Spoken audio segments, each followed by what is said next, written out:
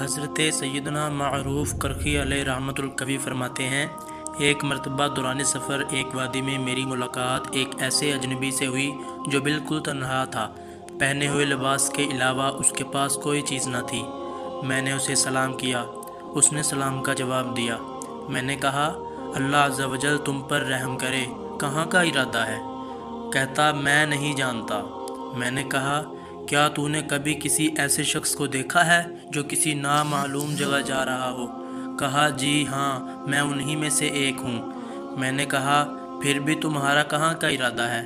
کہنے لگا، مکہ مکرمہ کا۔ میں نے کہا، تو مکہ شریف کی نیت کیے ہوئے ہے، لیکن تو جانتا نہیں کہ کس طرف جانا ہے؟ اس نے کہا، ہاں، واقعی ایسا معاملہ ہے، کیونکہ بارہا ایسا ہوا کہ میں مکہ شریف کے قصد سے چلا لیکن طرطوس پہنچ گیا، اور کئی مرتبہ ایسا ہوا کہ میں طرطوس کی طرف چلا، مکہ مکرمہ پہنچ گیا، اور کئی مرتبہ ایسا ہوا کہ میں طرسوس کی طرف چلا لیکن مکہ مکرمہ پہنچ گیا، اور ایسا بھی ہوا کہ میں بصرہ کی طرف چلا لیکن کسی اور مقام جا پہنچا۔ ایسے معاملات میرے ساتھ ہوتے رہتے ہیں۔ جس مرتبہ بھی مکہ شریف کے قصد سے چلا ہوں، دیکھو اب کہاں پہنچتا ہوں۔ میں نے کہا، تمہارے کھانے کا انتظام کیسے ہوتا ہے؟ کہا، یہ معاملہ ایک کریم کے ذمہ پر ہے۔ جب وہ مجھے بھوکا رکھنا چاہتا ہے تو کھانا موجود ہونے کے باوجود میں بھوکا ہی رہتا ہوں۔ جب کھلانا چاہتا ہے تو بغیر کھانے کے بھی میں سیر ہو جاتا ہوں۔ کبھی وہ میری عزت افزائی فرماتا ہے تو کبھی آزمائش میں مبتلا کرتا ہے۔ کبھی کبھی مجھے یہ غیبی آواز سنواتا ہے، اے چور، زمین پر تجھ سے بڑا شریر کوئی نہیں۔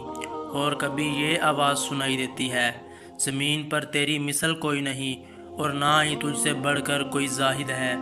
میرے مالک کبھی تو مجھے بہترین بستر پر سلاتا ہے، کبھی اس سے دور پھینک کر ویران جگہوں میں سلاتا ہے۔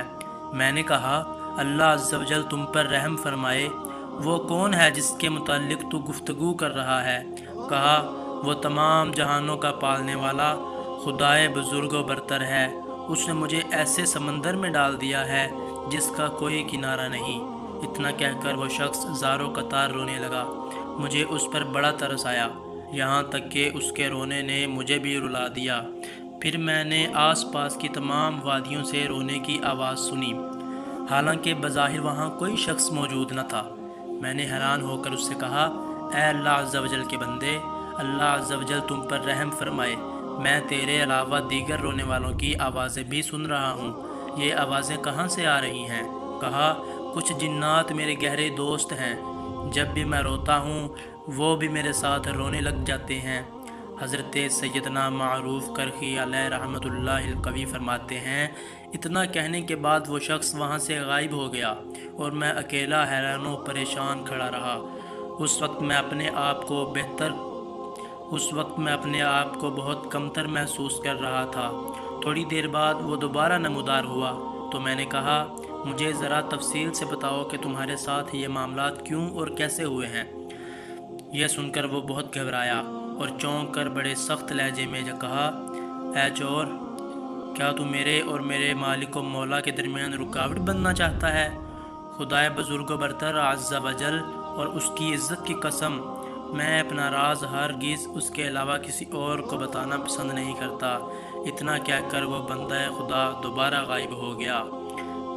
اللہ عز و جل کی ان پر رحمت ہو، ان کے صدقے ہماری بے حساب مغفرت ہو۔ میٹھے میٹھے اسلامی بھائیوں، اللہ رب العزت اپنے بندوں کو طرح طرح کی صفات سے متصف فرماتا اور طرح طرح سے ان پر اپنی رحمتیں نچھاور فرماتا ہے۔ کسی کو رلاتا ہے تو کسی کو ہنساتا ہے، کبھی خوشیوں سے دامن بھر دیتا ہے تو کبھی رنج و غم میں مبتلا فرما دیتا ہے، کبھی بھوک و پیاس کے ذریعے اپنے اولیاء کے درجات بلند فرماتا ہے، تو کبھی ایسی جگہ سے رزق کے خزانے عطا فرماتا ہے جہاں سے وہم و گمان بھی نہیں ہوتا۔ بہترین انسان وہی ہے جو اس کی رضا پر راضی ہے اور اس کے حکم پر اپنی تمام خواہشات قربان کر دے۔ جو خوش نصیب ایسا کرتے ہیں وہ دنیا و آخرت میں سرخرو ہو جاتے ہیں اور ہر قدم پر کامیابی ان کے قدم چوم لیتی ہے۔ اللہ عز و جل ہمیں اپنی دائمی رضا سے مالا مال فرمائے اور ناشکری سے بچائے۔ آمین بجاہ النبی الامین صلی اسی طرح کی نئی ویڈیو دیکھنے کے لیے ہمارا چینل لائک، سبسکرائب اور بیل آئیکن پریس کیجیے تاکہ نئی آنے والی ویڈیو اب تک پہنچ سکے۔